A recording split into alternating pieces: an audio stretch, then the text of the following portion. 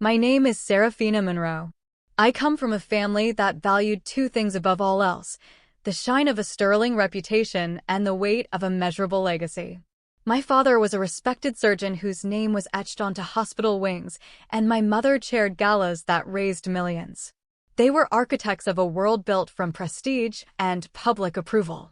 I, however, was born a librarian of the soul, more at home in the quiet archives of history and art than in the bright, echoing halls of ambition.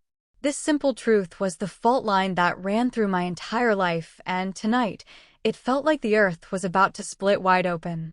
I walked into the 20-year reunion of Northwood Preparatory School held at the Solstice Vineyard and Inn, a place as polished and performative as my graduating class had become. I wore a simple dress the color of a twilight sky, and within minutes, I felt the old, familiar chill of being seen but not truly perceived. The valet, a young man with a practiced smile, took the keys to my modest rental car with a flicker of disinterest. "Have a good evening," he said, his eyes already scanning for the next polished chrome grille of a luxury sedan. I murmured a thank you, my voice lost in the crunch of gravel, and stepped through the grand oak doors. The air inside was thick with the scent of expensive perfume and blooming peonies. A string quartet played a modern pop song with classical reverence, a perfect metaphor for the evening. Everyone was already inside the main hall, a cavernous space with vaulted ceilings and glass walls overlooking the moonlit vineyards of Havenwood Valley. The hum of conversation, punctuated by bursts of laughter and the delicate chime of crystal flutes, was a language I had never quite mastered. A woman with a laminated clipboard and an unervingly bright smile offered me a name tag. It read Serafina Monroe in a clean, sans serif font. No title, no affiliation. Just a name, floating in a sea of Dr. Alastair Finch, Chief Cardiologist, Adrian Croft, CEO of Croft Developments, and, of course, the name that shone brightest of all, Clara Monroe, founder of Helios Innovations. Clara's touch, no doubt. The elegant minimalism of the name tags, designed to make any name without a grand title seem stark and incomplete, was her signature. I still wore my own quiet badge of honor, a silver ring from the Florentine artisans who had first taken me under their wing, hidden beneath the cuff of my sleeve. It was a private reminder of a world far from this one, a world where my name carried a different kind of weight entirely. That was exactly how I had planned it. The main hall opened before me like a stage set for a play about success. Long tables were draped in ivory linen, their centers laden with elaborate floral arrangements that dripped with tiny, ostentatious crystals. A towering cake, shimmering with edible gold leaf, stood on a pedestal like a monument to confectionery achievement. At the front of the room, a large screen played a slideshow of memories: prom court, a triumphant debate team, a sun-drenched senior trip to Costa Rica. Clara was in at least half of the photos, her smile always the most radiant, her posture the most confident. I was in 3, a quiet figure at the edge of the frame, my gaze often turned towards a book or a painting just out of view. My younger sister was already on stage when I entered, a vision in a crimson dress that seemed to absorb all the light in the room. She held the microphone with an easy familiarity, her voice a melody of effortless charisma. And after securing our 3rd round of Series C funding, she was saying, a playful toss of her dark hair sending a ripple through the audience, "I'm proud to announce that Helios is projected to revolutionize the renewable energy grid in the Pacific Northwest." Applause swelled, earnest and admiring. "But I'll never forget where the dream started," she continued, her voice softening with practiced humility. "Right here at Northwood. And, of course, I have to thank my sister, Serafina, who is with us tonight, for always reminding me that there is beauty in being true to one's own quiet world." The crowd offered a polite, slightly confused chuckle. I felt the familiar, gentle sting of her words. It wasn't an insult, it was a perfectly crafted piece of narrative control. She had placed me in a small, beautifully decorated box labeled quaint and artistic, a harmless, non-threatening figure in the grand story of her success. I didn't flinch. That was Clara's art form, turning praise into a gilded cage. My name card was at a table in the far corner, nestled between the humming buffet trays and a discreet door marked Exit. The tables at the front had names embossed in gold script. Dr. Chin, Senator Albright, Adrian Croft, Clara Monroe. My table had no centerpiece, only a shared plate of half-eaten artisanal cheeses and a view of the service corridor. From across the room, Adrian Croft spotted me. He hadn't changed as much as evolved into a more polished version of his high school self.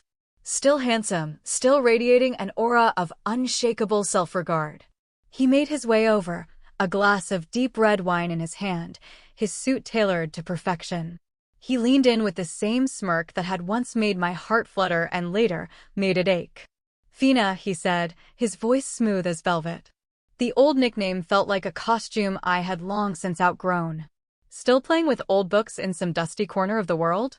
Or have you finally put that big brain to use and gotten a real job in a museum back office? I offered a tight, small smile. It's good to see you too, Adrian. He laughed, a sound that was less about humor and more about asserting his place in the hierarchy. I'm kidding, of course. But seriously, you were on track for Harvard Law. Top of the class. What happened? Before I could form a reply, a woman dripping in pearls leaned toward her companion and whispered, just loud enough for me to hear, didn't she just disappear? Went to Italy to study painting or something. Such a waste of potential. My old friend Maya caught my eye from 3 tables away. She was a high school history teacher now, with the same kind and perceptive eyes she'd always had. She gave me a faint, questioning smile. I returned it, a silent acknowledgement of the absurdity. Her smile was a small anchor in a sea of judgment. The evening wore on, a symphony of clinking forks and self-congratulation. Clara floated from table to table, a queen visiting her adoring subjects. She eventually arrived at mine, her hug both theatrical and brief. Oh, Serafina, she said, her voice laced with a bright, feigned concern. I'm so glad you came. I almost didn't recognize you. That dress is so simple. It's lovely. It's just a dress, Clara, I said quietly. Well, you always were the practical one, she mused, tilting her head. You know, we should really have a proper talk soon. I'm sure you have so many interesting little stories from your travels. Only the ones that don't fit on a slideshow, I replied. The words hung in the air for a moment, and I saw a flicker of something annoyance? Confusion in her eyes before her perfect smile snapped back into place. Later, as I stood on a quiet stone terrace overlooking the valley, the cool night air was a welcome relief. The stars were brilliant, scattered across the inky canvas of the sky like diamond dust. It was in moments like this, under the vast, silent gaze of the cosmos, that the noise of the world fell away. This was my sanctuary. This quiet, this feeling of being a small part of something ancient and immense, was what I had chosen over boardrooms and stock options. The glass door slid open with a soft hiss. It was Adrian. There you are, he said, his tone a mixture of accusation and curiosity. You always did have a habit of vanishing to the edges of things. I didn't answer, my gaze fixed on the distant silhouette of the mountains. He leaned against the stone balustrade, a little too close. You know, he began, his voice taking on a casual, condescending tone, I was thinking about you. You really had it all mapped out. Valedictorian, debate champion. Yale, then Harvard Law was the plan. And then, poof, you threw it all away for Florence. He chuckled. I still can't wrap my head around it. His laugh hadn't changed. It still held that same note of dismissive arrogance, the same need to categorize and conquer. It pulled me back 2 decades to a conversation in the university library, the air smelling of old paper and rain. I had just told him I'd accepted an apprenticeship at a renowned conservation studio in Italy, turning down my acceptance to Yale. You're joking, he'd said, his jaw tight with disbelief. A trade school?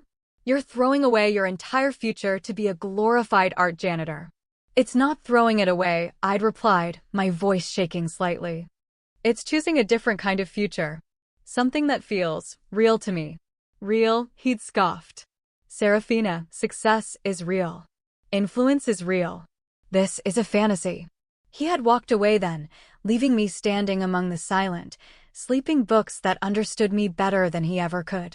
Now, 20 years later, he was still standing in the same place, judging a choice that had never been about him.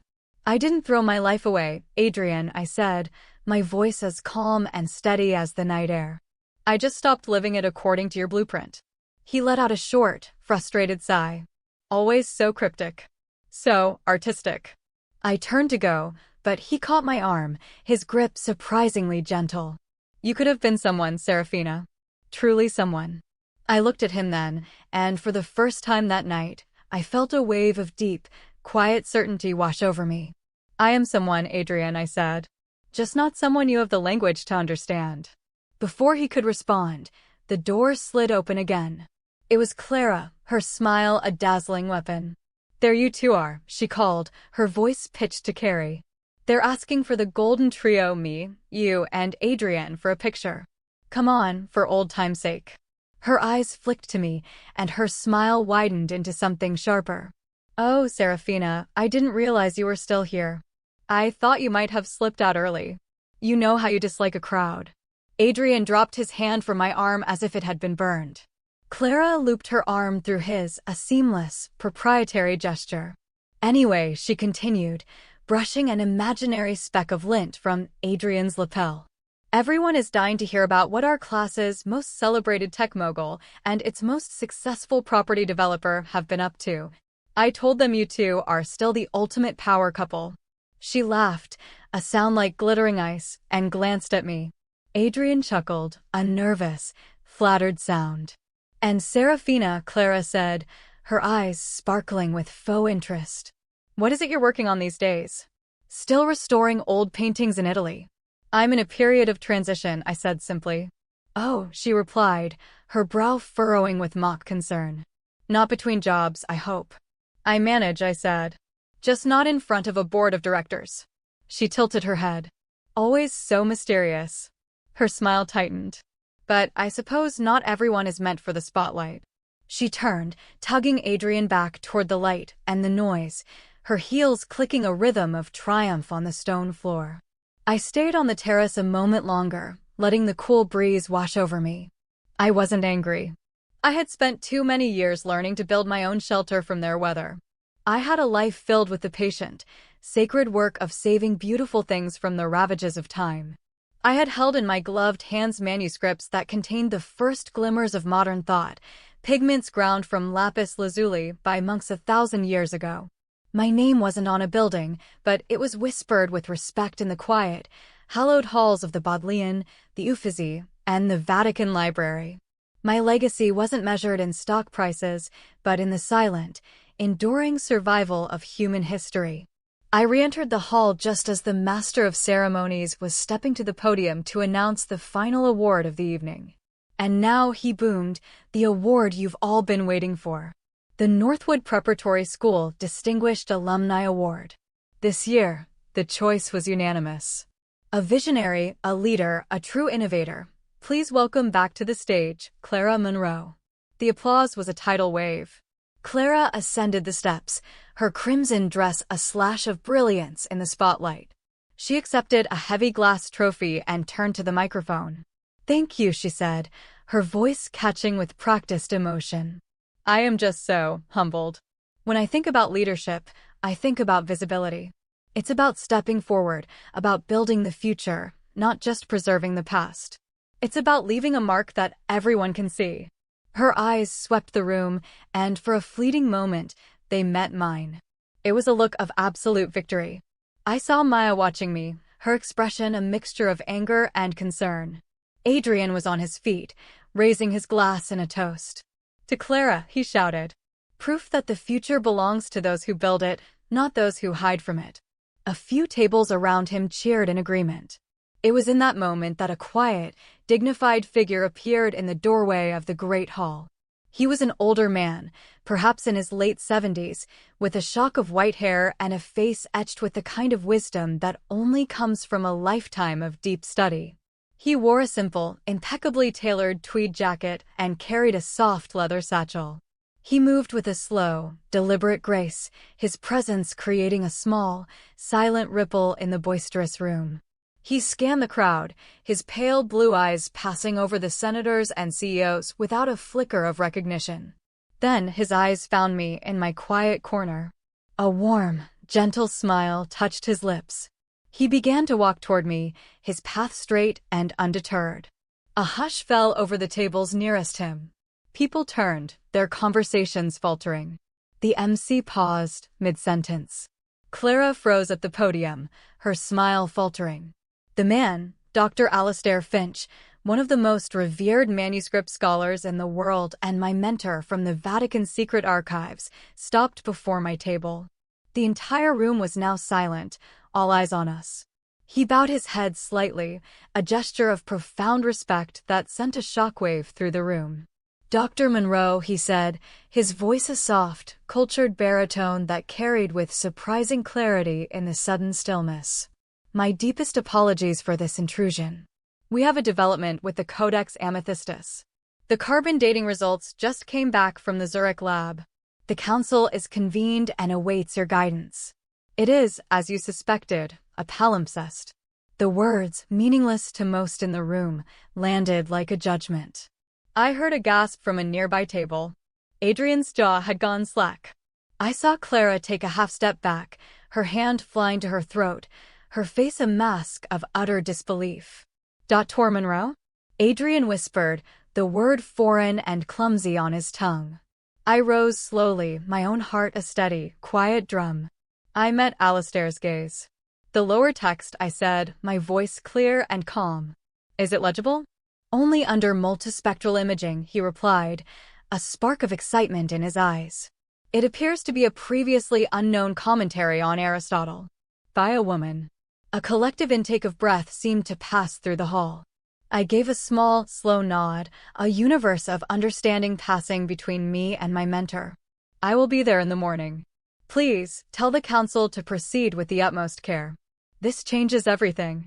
Of course, Serafina, he said, his smile widening. They would not dream of proceeding without you. He gave another small bow and then, just as quietly as he had arrived, he turned and walked away. The silence he left in his wake was heavier and more profound than any applause. It was the sound of 2 decades of carefully constructed narratives shattering into a million pieces. I did not have to return to Rome the next morning. Alastair's arrival was a prearranged contingency, a quiet lifeline he had offered in case the evening became unbearable.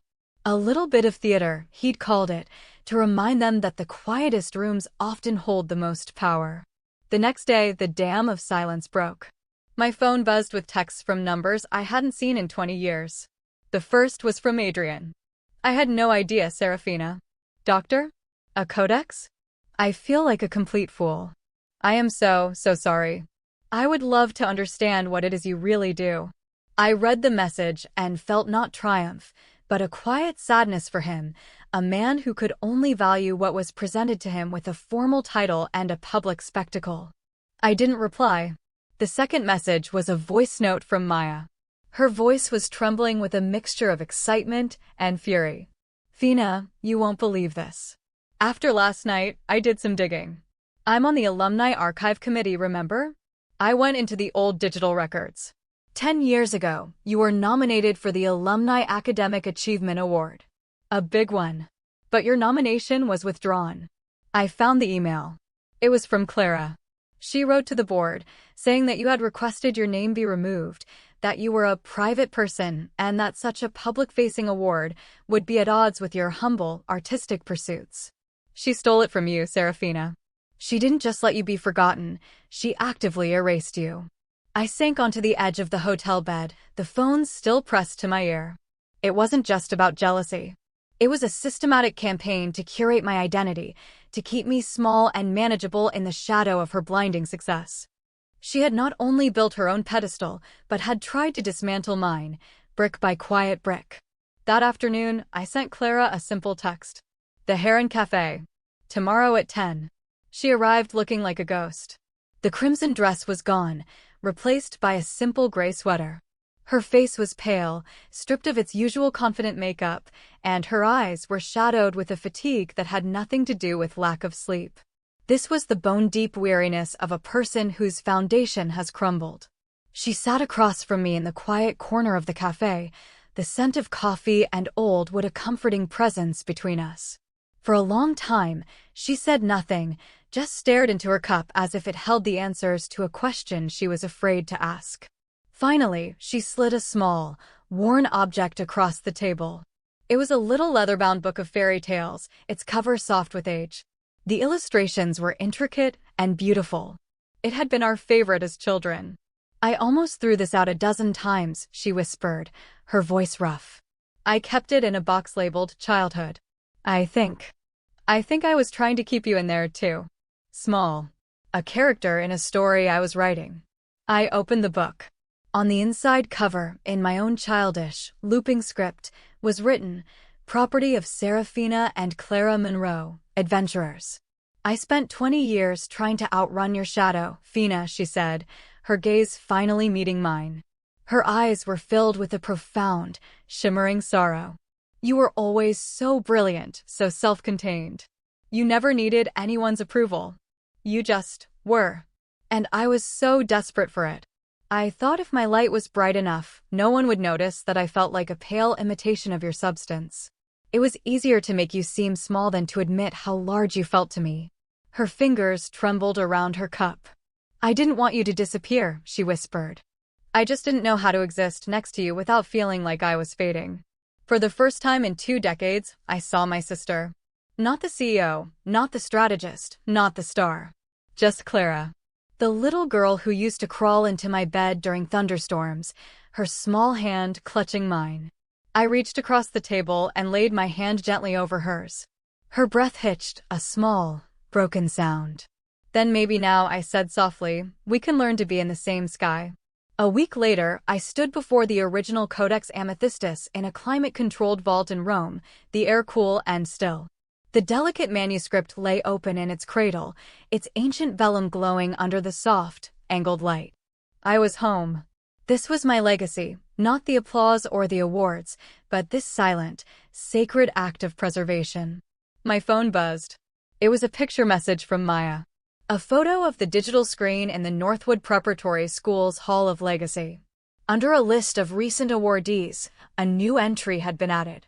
Serafina Monroe, Class of 2003. Awarded the 2013 Alumni Academic Achievement Award, awarded posthumously in Spirit 2023, for profound and quiet contributions to the preservation of world heritage. Beneath it was a photo of me, not from the yearbook, but a candid shot Maya had found.